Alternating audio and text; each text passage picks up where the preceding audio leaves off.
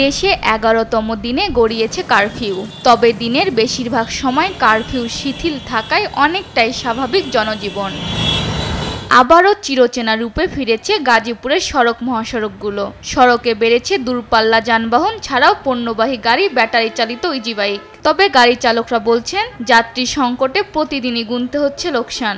রাস্তায় বেছেন তার নাই তেলের টিয়া না সারাদিন আমাদের। আমরা হাফ ডাউন করি ১৩ টাকা হয় না, গাড়ি খালি খালি দৌড়াতে হয়। কোনো ভাঙচুর হাঙ্গামা কোনো কিছু নাই। এখন আমরা স্বাভাবিকভাবে জীবনযাপন করতেছি। এখন বর্তমানে আতঙ্ক ভয়ভীতি নাই, দেশ পরিস্থিতি ঠিক হয়ে গেছে। বিগত কয়েকদিন যাবৎ আমরা কাজে বের হতে পারতাম না, আজকে তো আমাদের কাজের উদ্দেশ্যে বের হয়েছি। রাস্তার অবস্থা অনেকটাই ভালো। এক সপ্তাহ ধরে সারা দেশের ন্যায় গাড়ির চাপ কম ছিল দেশের বাণিজ্যিক লাইফলাইন খ্যাত ঢাকা-চট্টগ্রাম মহাসড়কে। তবে কারফিউ শিথিলের সময় বাড়ায় এই রুটে বেড়েছে যাত্রী ও পণ্যবাহী বাহনের চাপ। কুষ্টিয়ায় সকাল ৬টা থেকে রাত ৮টা পর্যন্ত কারফিউ শিথিল থাকায় সড়কে বেড়েছে যান ও মানুষ চলাচল।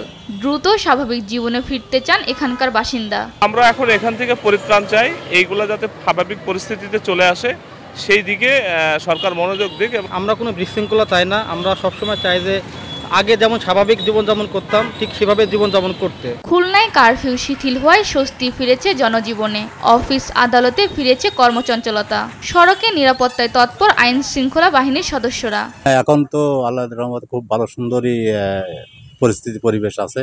আপনার সব গাড়ি ঘোড়া, দূরপাল্লার গাড়ি ঘোড়াগুলো সবই আসতেছে। হ্যাঁ, বিভিন্ন জায়গায় যাত্রী পাচ্ছে এবং কারফিউ শিথিল হয় মোটামুটি বাজারে যা কিছু দরকার বাজারে যেয়ে আনতে পারতেছি। এদিকে কোটা সংস্কার দাবি আন্দোলন ঘিরে সহিংসতায় নিহত ব্যক্তিদের স্মরণে সারা দেশের ন্যায় খুলনায় পালন করা হয় শোক। কালো ব্যাজ ধারণ করে জেলার সরকারি বেসরকারি প্রতিষ্ঠানে আসেন কর্মকর্তা কর্মচারীরা।